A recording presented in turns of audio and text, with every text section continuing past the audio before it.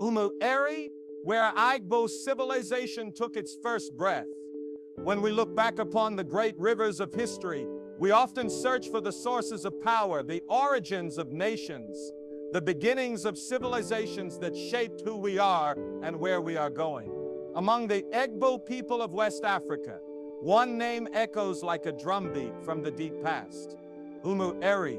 It is here along the banks of the sacred Anambra River that the first chapters of Igbo civilization were written, not with ink upon paper, but with sweat upon the soil, with trade upon the waters, with wisdom upon the tongues of elders, and with courage upon the hearts of men and women who dared to build a future in the unknown dawn of time. Umu-eri is not merely a location, it is a cradle, a living memory, a heartbeat of identity that has survived the storms of colonial disruption, the silence of stolen archives, and the scattering of the Igbo sons and daughters across the seas. It is said that from Umu-eri arose the kingship traditions of the Igbo, the sacred rituals of coronation, the principles of fair trade, and the network of riverine commerce that connected the Niger to the world beyond. The Umu-eri people were not just farmers, fishermen, and priests. They were architects of civilization, balancing the forces of spirituality and economics, of community and individuality, of tradition and innovation. When we speak of Umu-eri, we are speaking of origin, but we are also speaking of continuity. Long before the maps of Africa were redrawn by foreign powers, long before the slave ships came to break the bonds of villages, long before the ink of colonial treaties stained the conscience of the world, Umu-eri had already established systems of governance and diplomacy that rivaled many so-called advanced societies. Their rivers were highways of wealth, their markets were crossroads of culture, and their shrines were beacons of moral and communal order. The Umu-eri dynasty gave birth to a heritage of leadership that spread its influence to many Igbo kingdoms, from Aguleri to Nuri, from Aka to Onitsha, carrying with it the seed of a people who believed in fairness, hard work, and the sacredness of life. But history is not always kind to the origins it owes its greatness to. The story of Umu-eri, like that of many African roots, was deliberately obscured, sometimes erased, sometimes mocked as myth, sometimes buried beneath layers of colonial narratives that wanted Africa to seem without history, without foundation, without memory. Yet the rivers remember, the land remembers, the descendants remember. And today, as we seek to reclaim the stolen chapters of Africa's story, the name Umu-eri stands as both a starting point and a challenge. It asks, will you forget where you came from, or will you rise to honor it? Will you allow the world to write your history, or will you speak it, sing it, carve it back into the stones of time? For the Umu-eri legacy is not only about what they were, but about what we can still become. Consider the industriousness of the Umu-eri people. They mastered the rivers not just as a source of food, but as a source of wealth and connection. Canoes laden with palm oil, ivory, pottery, and intricate works of iron and bronze plied the waters, linking distant towns and fostering interethnic trade. They were innovators who saw the river as a bridge rather than a barrier, and through that vision they planted seeds of prosperity that endured for centuries. What does that teach us today? It teaches us that greatness is not born of isolation, but of connection. It teaches us that no matter how humble your beginnings, if you can see opportunity where others see obstacles, you can turn a muddy river into a golden road. The Umu-eri were also custodians of spiritual and social order. Their priests were not despots.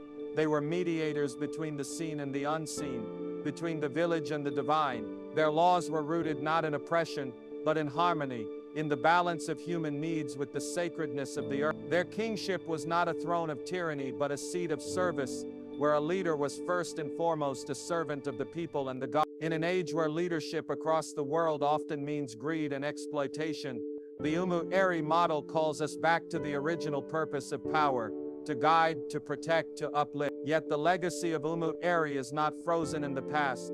It is alive in every Igbo person who remembers that their ancestors were not slaves by nature, but rulers by right, not wanderers by choice, but builders by destiny. It is alive in every young man or woman who chooses to learn the true history of their land, rather than the diluted versions handed down by those who feared an awakened Africa. It is alive in the crafts that survive, in the blacksmith's forge, in the weaver's loom, in the potter's wheel, in the storyteller's voice. For every time an Igbo child asks, "Who were we before the world told us who to be?" Umu-eri answers, "You were creators, you were navigators, you were a people of vision." The tragedy of colonialism was not only in the chains that bound bodies, but in the lies that shackled minds. Many were taught to believe that Africa's history began with slavery, that civilization arrived with the colonizer, that progress was a gift from the outside. But the truth whispers from the ruins of ancient markets, from the relics of shrines, from the genealogy of kings, from the songs of elders. We had our own systems, our own glories, our own sophistication, and Umu-eri stands as a monument to that truth. So what does this mean for you listening today? It means you have a choice to live as a descendant of greatness or as a victim of forgetfulness. The world will not hand you your identity, you must reclaim. The story of Umu-eri is not only about the past, it is a mirror held up to the present. Are you building something that your descendants will remember? Are you investing in knowledge, in community, in trade, in unity as your forefathers once? Or are you allowing the rivers of your potential to dry up while you wait for someone else to come and define you? The Umu-eri teach us that civilization is not a gift, it is a work. It is built day by day, decision by decision, sacrifice by sacrifice. It is not built by those who sit idle, blaming fate or foreign powers alone. It is built by those who plant even when the soil seems hard, who trade even when the journey is long, who speak truth even when the ears of the world are closed. Their story is not a fairy tale, it is a blueprint. It tells us that Africa can rise because it has risen before. It tells us that the Igbo people are not a scattered nation of survival alone, but a people with a foundation older and stronger than the chains that sought to break them. Umu-eri is a reminder that every river has a source, and every nation has a beginning worth honoring. If you know your beginning, you can shape your future with confidence. If you forget your beginning, you drift like a boat without an anchor. Let us therefore hold the name Umu-eri not as a relic but as a rallying cry. Let it remind us that the breath of Igbo civilization was not given by foreign hands. It was born of African genius, African labor, African faith in a better tomorrow. And to every young soul hearing this, remember, your ancestors were not nameless shadows in the slave castles of history. They were farmers who tamed rivers, traders who connected nations, priests who guarded truth, leaders who served with dignity, and families who believed in the sacredness of kinship. You come from a people who built without blueprint, who traded without borders, who ruled without chains. Take that heritage, wear it with pride, and build something greater, for the river still flows, and the breath of Umu-eri still calls. The story of Umu-eri as the cradle of Igbo civilization is not a simple tale confined to the whispers of the past. It is a profound narrative that stretches across centuries, shaping the destiny of an entire people and influencing the course of a region that would one day face great trials, migrations, and dispersals. In the land of Umu-eri, the first organized forms of Igbo leadership, commerce, and spiritual traditions began to rise from the fertile banks of the Anambra River, where nature itself provided both the challenges and the resources necessary to nurture a people of resilience and creativity. Here, the concept of governance was not imposed by foreign crowns or distant empires, but was born organically from the needs of the community, where councils of elders and the wisdom of chosen leaders established rules that valued fairness, service, and the well-being of the collective. These early frameworks became the roots from which many other Igbo settlements drew their inspiration, shaping the customs of neighboring towns and forming a network of kinship and mutual respect that extended far beyond the immediate region. Umu-eri was more than just a geographical settlement. It was a hub of activity, a center of exchange where ideas flowed as freely as goods, and where trade was seen as a path not only to wealth, but also to unity. The rivers surrounding this ancient community became arteries of movement, connecting them to distant lands and other cultures along the Niger. Canoes, laden with palm oil, intricately designed bronze works, Pottery, beads, and agricultural produce set forth from these waters, carrying with them the ingenuity and enterprise of a people who understood that prosperity was a shared journey, not an isolated pursuit. This spirit of openness did not erode their identity, but rather strengthened it, allowing Umu-eri to become a formative influence on the social and economic life of the Igbo heartland. The spiritual systems of Umu-eri were equally remarkable, balancing reverence for the forces of nature with the moral codes that governed human behavior. Their shrines were not mere structures of worship, they were symbols of balance between the material and the unseen, places where justice was sought, disputes were resolved, and decisions affecting the future of the people were sanctified. This intertwining of spiritual guidance and communal governance ensured that leadership was not only a matter of lineage or strength, but also of integrity and a demonstrated ability to maintain harmony within the society. The coronation rites and sacred traditions that arose from this region later spread into other Igbo areas, giving rise to systems of kingship and priesthood that carried echoes of Umu-eri's influence far and wide. Yet the significance of Umu-eri cannot be measured only by the accomplishments of its leaders or the wealth of its trade. It also lies in the everyday lives of its people, the farmers who learned to coax abundance from the soil, the craftsmen who turned raw materials into objects of beauty and utility, the mothers and fathers who taught their children the values of hard work, honesty, and respect for their ancestors. These ordinary yet extraordinary efforts laid a foundation that endured despite the storms of history that would later attempt to erase or rewrite it. When foreign intrusion came, when the chains of slavery cast long shadows over the land, and when colonial policies sought to redraw the map and diminish the past, the memory of Umu-eri did not die. It survived in oral traditions, in names passed down through generations, in rituals that refused to be silenced, and in the unbroken pride of a people who understood that their story did not begin with captivity, but with creativity. Today, when we look back at Umu-eri, we are not only gazing into the mists of a distant past, we are also finding a mirror that reflects the possibilities of the present. It shows us that organized society among the Igbo did not emerge from chaos, but from deliberate choices, from a commitment to shared prosperity, and from an understanding that leadership is a sacred trust rather than a privilege of conquest. It reminds us that the economic networks built by the people of this region were not based on exploitation but on exchange, and that their spiritual values were not tools of fear but of cohesion. In a world that often forgets the depth of African contributions to human progress, the legacy of Umu-eri stands as a living argument against erasure. For the descendants of this heritage, this story is both a source of pride and a call to responsibility. It urges them to preserve the memory of their ancestors, not as relics in a museum but as inspirations for the future. It asks the youth to see in the rivers not just water but pathways of opportunity, to see in the fields not just crops but the fruits of innovation, and to see in their names not just syllables, but connections to a lineage of visionaries, traders, leaders, and builders. It is a reminder that greatness does not begin with grand monuments or foreign recognition.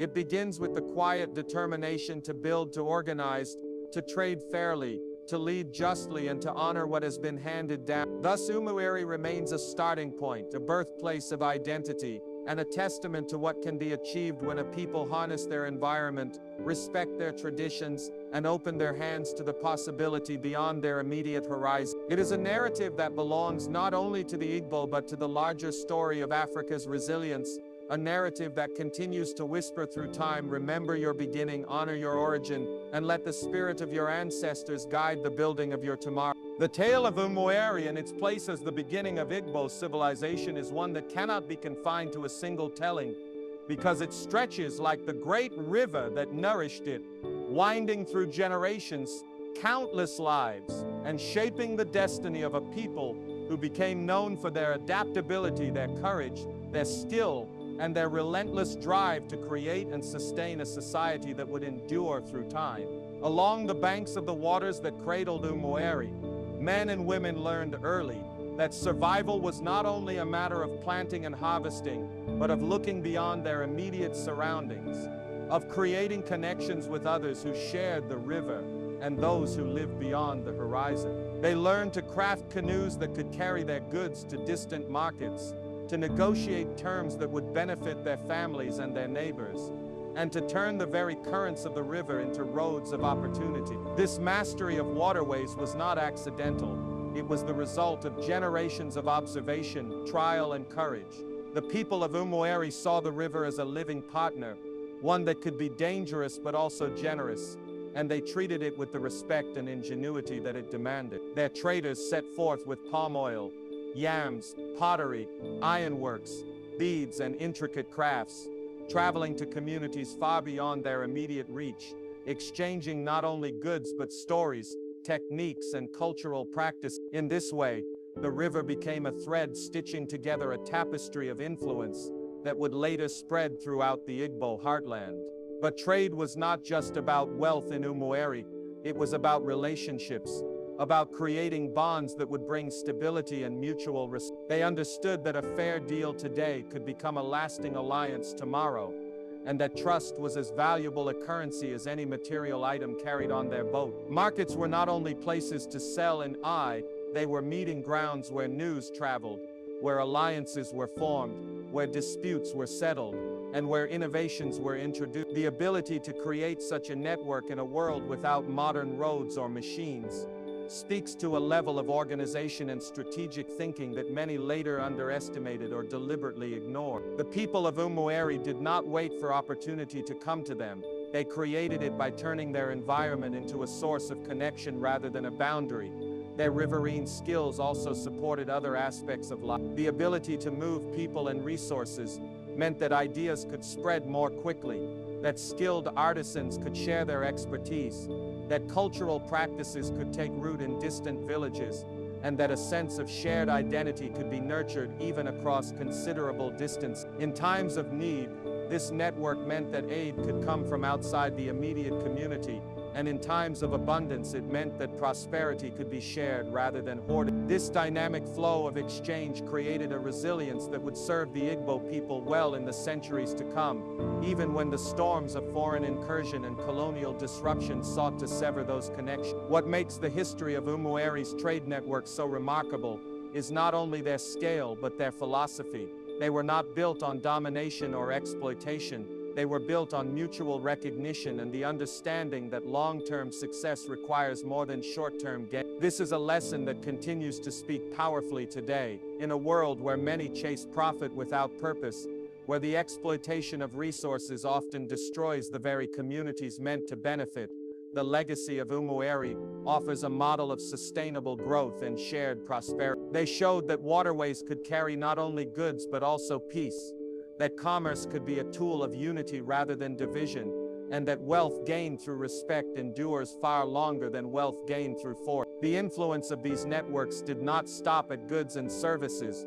They helped to shape the political and spiritual fabric of the region. Leaders who arose from Umu-eri or were connected to its trade systems often carried with them an understanding of diplomacy shaped by these interactions. They learned to listen, to negotiate, to build coalitions, and to maintain harmony among diverse groups. This ability to connect rather than to conquer allowed the traditions born in Umu-eri to travel outward and take root in places that would later become significant centers of Igbo culture. Even the rituals of kingship and the establishment of sacred sites in neighboring areas carried echoes of the values and practices refined through this network of movement and exchange. Over time, as external pressures grew and the world began to change with the arrival of foreign traders, missionaries, and colonial powers, the systems of Umu-eri faced challenges that would reshape them.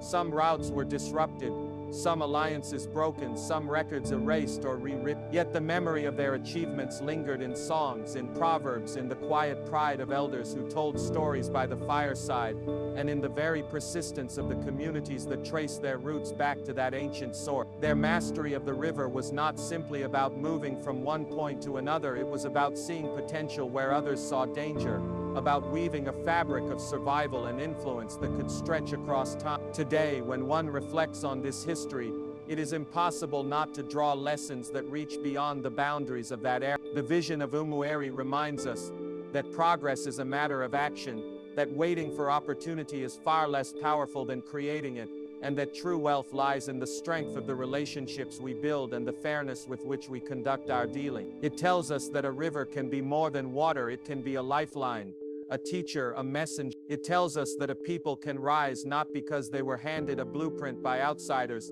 but because they learned to work with what they had, to look outward while holding fast to their identity, and to leave a legacy that future generations could rediscover and celebrate. For every Igbo descendant and for all who value the deep roots of African history, the example of Umu-eri's mastery of trade and connection is a beat. It calls out across the years, reminding us that our ancestors were not defined by the periods of hardship that later came, but by the ingenuity, discipline, and vision they displayed when the world was still young. Their canoes may no longer ply the same routes, their markets may have changed, and their networks may have been altered by the passage of time, but the principles that made them thrive remain as relevant as ever: fairness in trade, courage in exploration, wisdom in leadership, and the unyielding belief that connection is the foundation of civilization. The people of Umu-eri carried a responsibility that went far beyond the borders of their immediate homeland, because they were entrusted with the preservation of laws, customs, and structures that gave meaning to the very idea of order among the Igbo. In the early days, when settlements were still forming and communities were searching for ways to coexist without destroying one another, Umu-eri stood as a reference point for how leadership could emerge, not through force alone, but through the recognition of wisdom, through service to the many rather than privilege for the few. Their elders and chosen custodians of authority created systems that were not built on oppression, but on a kind of balance that considered the voices of the people, the needs of the land, and the sacred traditions passed down through generations. Leadership was not simply an inheritance, it was a trust, and those who carried it were expected to embody the values that kept the community whole. They presided over matters of trade, over the allocation of land, over the resolution of conflicts, and over the rituals that maintained harmony between the living and those who had come before. This model of governance was not static. It grew as the community grew, adapting to new realities while still holding on to the principles that made it legitimate. In Umu-eri, kingship was never meant to be a throne set apart from the people.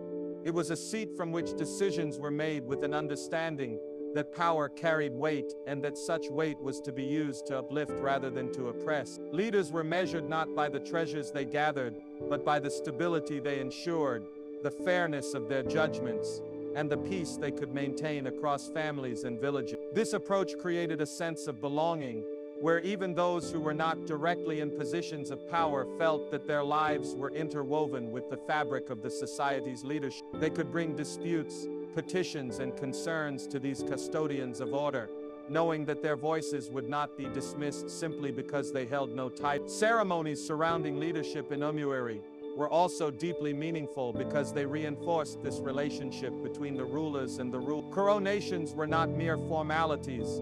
They were communal affirmations that the chosen figure was bound by oath, tradition, and expectation to serve rather than to exploit. Priests and spiritual figures played an important role in these processes, not as overlords, but as keepers of sacred oaths, ensuring that leadership was anchored not only in human approval but also in the unseen forces believed to watch over the community. It was this intertwining of law, custom, and belief that gave the Umu-eri system its resilience, making it less likely to collapse under the weight of internal greed or external manipulation. As time passed and the influence of Umu-eri spread, these models of governance were echoed in other Igbo towns and territories. The principles of consultation, council-based decisions, and leadership through service found their way into diverse regions, creating a shared understanding that unity was best achieved not through domination but through respect for the interconnectedness of community. Neighboring regions often looked to Umu-eri for guidance in moments of uncertainty, and the structures born there influenced how justice was dispensed, how property was inherited, how disputes were mediated, and how peace was maintained even in times of external tension. What made this system truly enduring was the way it was woven into everyday life. It was not confined to palaces or council halls.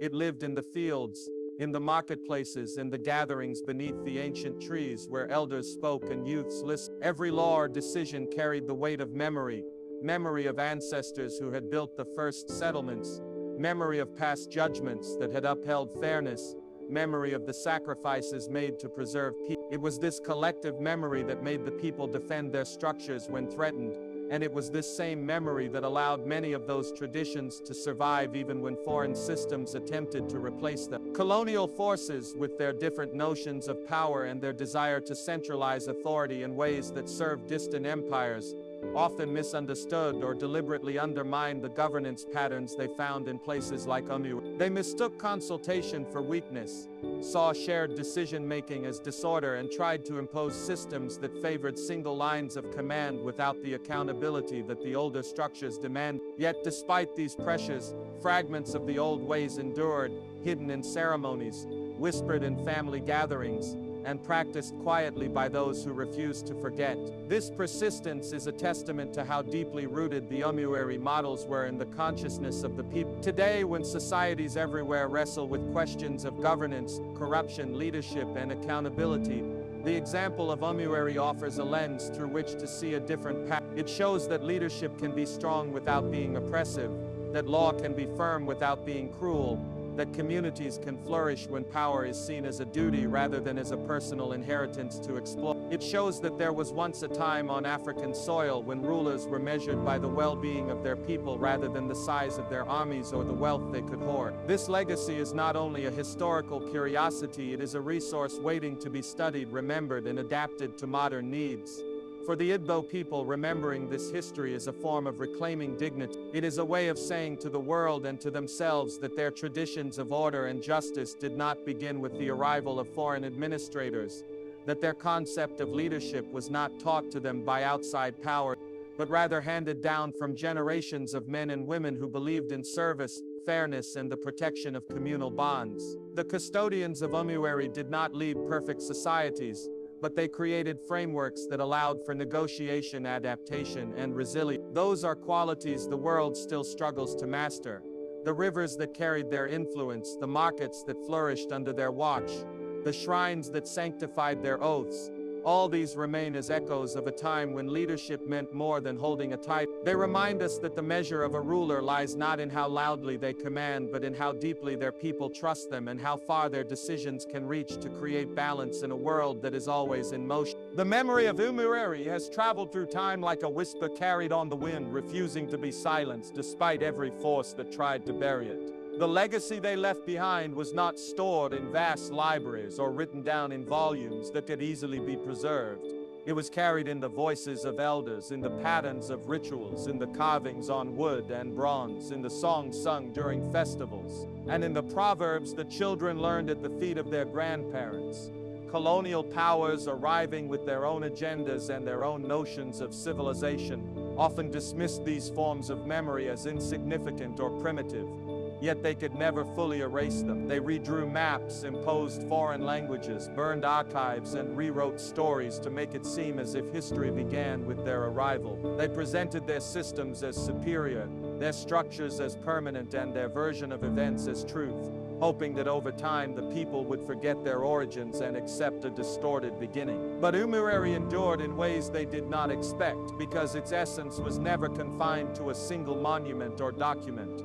It was lived daily, embedded in customs, in titles, in the way communities honored their ancestors, and in the quiet pride that refused to die. The crafts and skills passed down from those early generations carried traces of that origin. Pottery styles, iron smelting techniques, the organization of markets, the sequences of coronation rites, the sacred marks used in rituals, each held fragments of a story that colonial narratives tried to suppress. Even when outward forms changed due to foreign pressure, the inner meaning often survived in disguise, waiting for the right moment to be spoken again. In family gatherings, elders would recall names of distant ancestors tied to the rivers of Umu-eri, recounting how their people once traded widely, ruled with justice, and kept alive a sacred trust between the living and those who came before them. These stories were often told at night under the gaze of stars that had witnessed the rise and fall of many empires, stars that held the same place in the sky long before any foreign flag was planted on the soil. The attempt to erase Umu-eri's place in history was not only a matter of politics, it was also an effort to weaken identity. To control a people, it is often said, you first make them forget who they were. Colonial administrators understood this principle well by replacing indigenous histories with tales of discovery and conquest. By describing Africa as a land without past until they arrived, they sought to control not just land but also memory. Yet there is a resilience in memory that cannot be legislated out of existence. Communities adapted, sometimes outwardly conforming to imposed structures while quietly maintaining their own ways, passing them through coded stories, through festivals disguised as harmless gatherings, through titles that retained ancient significance even when stripped of official power. Generations born during and after the colonial period grew up hearing fragments of these tales, some of them believing them to be mere legends, others recognizing them as keys to an older truth. As the tides of history shifted and independence movements rose, as scholars began to seek African history from African perspectives, the name of Umu-eri began to return with new strength. Excavations uncovered evidence that matched the oral traditions, revealing artifacts and patterns of settlement that aligned with what the elders had always said. Researchers traced lines of influence from this ancient community to many other Igbo centers, confirming that the stories were not mere myth, but memory preserved with extraordinary tenacity. This endurance teaches something profound. A legacy does not die when it is denied, it sleeps, waiting for those brave enough to call it by its true name. The people of Umu-eri may have seen their influence diminished by external forces, their trade routes interrupted, their sacred sites disrespected.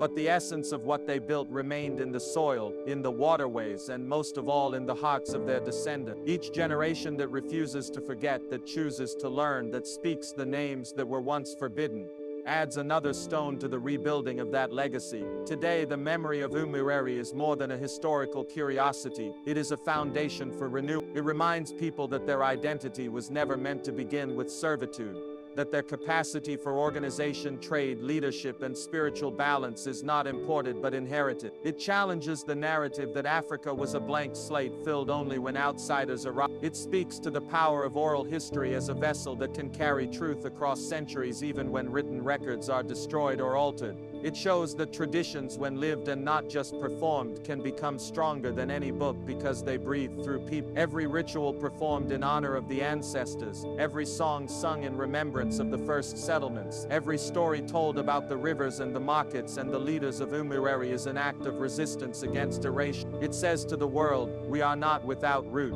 We are not a people invented by colonial lines. We are a civilization that knew itself long before the world came to know us. This knowledge is not only for pride, it is for guidance. When a people know their true origin, they walk differently, they build differently, they teach their children differently, because they understand that they come from a line of thinkers, traders, farmers, priests, artisans, and leaders who built with intention and survived with dignity. The forces that once tried to bury this history are fading, but the responsibility to keep it alive now rests with those who inherit. Schools can teach it, yes, but more importantly, families can keep it breathing in conversations and visits to ancestral lands, in the keeping of festivals, in the honoring of names. As the world grows smaller and globalization presses cultures to forget their specific origins in favor of something uniform and shallow, the story of Umu-eri offers a different choice: to participate in the world without erasing yourself, to build a future informed by the strength of your past, to let memory be not a weight but a source of power. Thus, the legacy of Umu-eri lives not because it was perfectly preserved, but because it was cherished in fragments, guarded by ordinary people who understood that history belongs to those who carry it forward. The rivers may have changed their courses, the markets may have new names, the shrines may have been rebuilt or relocated, but the essence remains. It calls to anyone willing to listen: remember where the first breath of your civilization was taken, and let that breath guide the words, the deeds, and the vision you carry into the future.